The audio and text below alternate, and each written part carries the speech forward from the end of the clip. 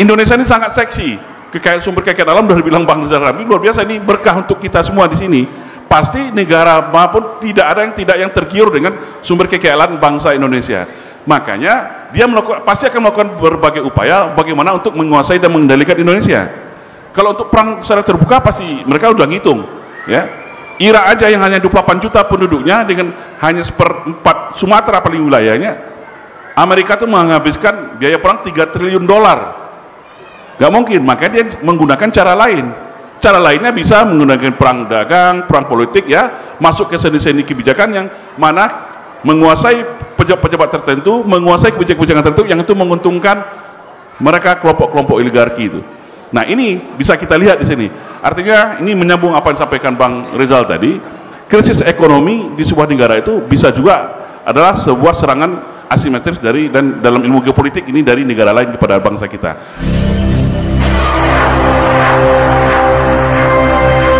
Oke, terima kasih. Assalamualaikum warahmatullahi wabarakatuh.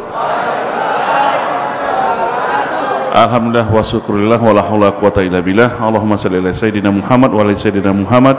Rabbi shrah li sadri wa yassir li amri wahlul 'uqdatam min lisani yafqahu qawli. Terima kasih Kiai Toha atas waktunya. 7 menit nih, pendek banget. Tadi udah panjang lebar sampaikan. Ini guru saya nih, senior dan guru saya, abang saya Bang Rizal Ramli. Kita doakan semoga Bang Rizal Ramli sehat selalu ya. Sehat selalu, amin. Dan juga Kiai Toha dan pesantren Al-Islah selalu sejahtera dan maju terus untuk memperjuangkan nasib bangsa dan negara kita. Amin, amin ya rabbal alamin. Mungkin saya sedikit menambahkan saja bagaimana tentang ini yang jarang dibahas tentang ilmu geopolitik dan geostrategi. Izin Bang Rizal. Ini sebenarnya sangat penting. Karena apa? Kalau seorang pemimpin kalau nggak tahu tentang ilmu geopolitik dan geostrategi, maka akan selalu dikadalin orang terus, dikerjain gitu. Nah, singkatnya gini, ilmu geopolitik geostrategi ini adalah sebuah ilmu yang bagaimana geopolitik itu gini, bahasa sederhananya. Geopolitik itu adalah ruang hidup. Geostrategi itu adalah cara kita memperjuangkan ruang hidup. Nah, kita masing-masing kita kan punya hidup di kehidupan masing-masing. Pak dokter, Pak Kiai, ada yang petani, ada yang pedagang, kan punya hidup. Nah, tentu kita akan berupaya bagaimana kita menyambung hidup dan mempertahankan kehidupan kita lebih baik. Betul nggak? Ya, yang petani terus bagaimana dia menanam, berdagang bagaimana penjualan yang lebih tinggi, lebih besar, Pak Dewan supaya ke depan dia terpilih lagi, Pak Kiai juga seperti itu. Semuanya kita pasti punya ruang hidup. Nah, dan cara bagaimana bertahan dan mempertahankan kehidupan kita lebih baik. Kita aja seperti itu, apalagi negara. Ya, apalagi negara yang begitu luas, besar, dan kompleksitas yang berbagai macam, maka tentu negara yang dipimpin oleh sebuah pemerintahan tentu akan mati-matian, negara yang benar ya, pemerintahan yang benar pasti akan mati-matian berpikir bagaimana negara yang terus maju dan berkembang. Ya, kalau negara yang sumber kekayaannya alam, oke, enteng. Ya, tapi kalau negara sumber daya yang terbatas, dia pasti akan melakukan hal yang survive. Makanya dahulu muncul namanya kolonialisasi.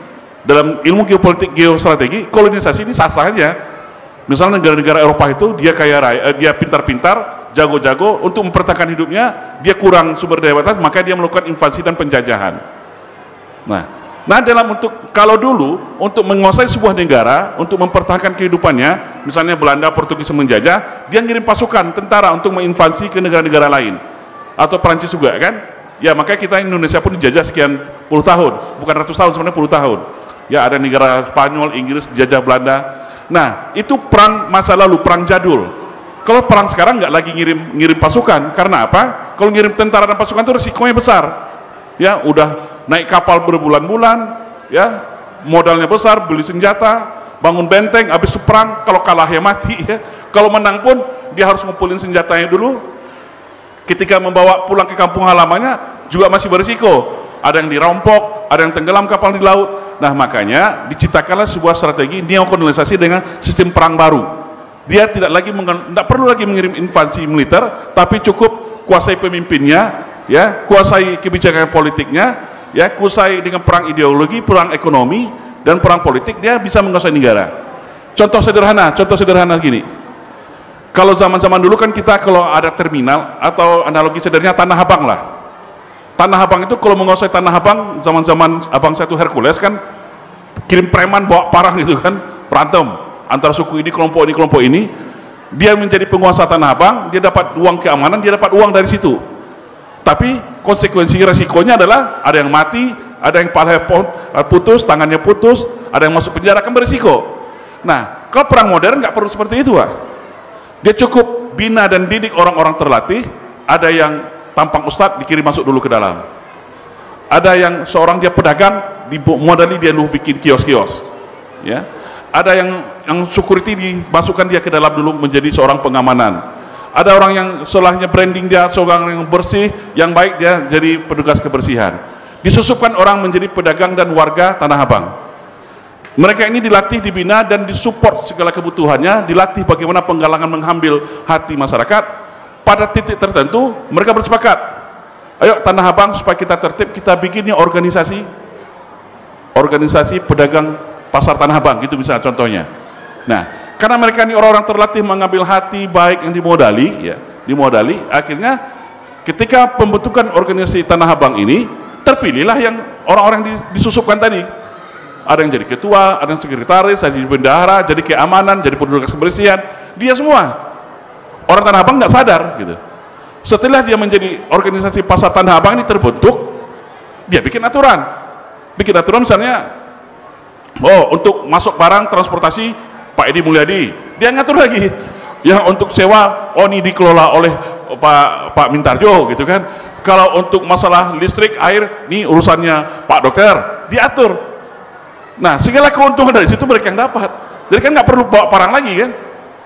Sederhana nggak caranya? Begitu juga tentang konsepsi bernegara kita. Nah, apa yang disampaikan Bang Rizal Ramli ini perang itu ada 3, Pak. Ada perang simetris, ada perang asimetris dan hibrida. Perang simetris tadi perang fisik, nampak seperti Rusia Ukraina sekarang ya. Itu perang fisik. Tapi sebenarnya Rusia dan Ukraina perang hibrida sebenarnya, campuran.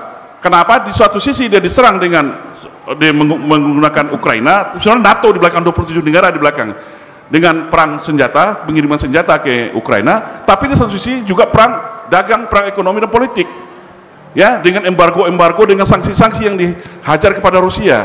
Tapi hebatnya Rusia masih bertahan sampai sekarang. Nah, ini perang seperti itu, Pak. Ingat dulu ketika Irak, ya, Irak itu ketika mau dijatuhkan nggak langsung diinvasi. Tahun 80-88 Irak diadu dulu dengan Iran. Ingat nggak perang Irak dan Iran dengan sentimen isu Syiah dan Sunni gitu. 8 tahun Irak dan perang dengan Iran, otomatis 8 tahun loh berperang. Dia lemah, nggak cukup di situ. Tahun 90-91 ya, ketika Irak menginvasi Kuwait, dia hajar lagi dengan perang Teluk 1, perang Teluk 2, dikeroyok rame-rame. Nggak cukup di situ, Irak diembargo. Nggak cukup di situ, dituduh lagi dengan kimia, dia dilucuti senjatanya. Nah, ketika Irak yang 28 juta penduduknya, angkatan perangnya sudah nggak bisa mampu lagi latihan, ya, ekonominya sudah terpuruk, baru diinvasi tahun 2001, ya jatuh dong. Nah, artinya ini kondisi ini tidak ada jaminan tidak terjadi pada Indonesia. Ya, Indonesia ini sangat seksi, sumber kekayaan alam, sudah dibilang Bang Rizal Ramli, luar biasa, ini berkah untuk kita semua di sini. Pasti negara maupun tidak ada yang tergiur dengan sumber kekayaan alam bangsa Indonesia. Makanya dia pasti akan melakukan berbagai upaya bagaimana untuk menguasai dan mengendalikan Indonesia. Kalau untuk perang secara terbuka pasti mereka udah ngitung, ya. Irak aja yang hanya 28 juta penduduknya dengan hanya 1/4 Sumatera paling wilayahnya, Amerika tuh menghabiskan biaya perang 3 triliun dolar. Gak mungkin, makanya dia menggunakan cara lain. Cara lainnya bisa menggunakan perang dagang, perang politik, ya, masuk ke sendi-sendi kebijakan yang mana menguasai pejabat-pejabat tertentu, menguasai kebijakan-kebijakan tertentu yang itu menguntungkan mereka, kelompok-kelompok oligarki itu. Nah, ini bisa kita lihat di sini. Artinya ini menyambung apa yang disampaikan Bang Rizal tadi. Krisis ekonomi di sebuah negara itu bisa juga adalah sebuah serangan asimetris dan dalam ilmu geopolitik ini dari negara lain kepada bangsa kita. Nah, tinggal kitanya bagaimana gitu. Pemerintah kita sadar nggak gitu. Nah, saya yang pernah dididik Lemana sebenarnya udah diajarkan sebenarnya, Bang. Ilmu-ilmu ini sebenarnya diajarkan Lemana, cuma saya nggak heran kok seperti ini kondisi kita hari ini. Nah, artinya ini perlu catatan besar bagi kita. Cukuplah penderitaan kita selama 9 tahun ini, atau ada yang nggak yang bahagia sama Jokowi? Ada nggak 9 tahun yang bahagia? Nanti kita salah apa? Ternyata ada yang bahagia di zaman Jokowi, nggak tahu kita. Oh gini ya. Nah, inilah kita berharap ke depan, kita mulai dari pesantren Al-Islah yang penuh berkah ini, Kita doakan ke depan bangsa Indonesia mendapatkan pemimpin-pemimpin yang luar biasa, yang terbaik, yang membawa kesejahteraan buat bangsa dan negara kita. Terima kasih. Wabillahi taufiq wal hidayah. Assalamualaikum warahmatullahi wabarakatuh. Waalaikumsalam.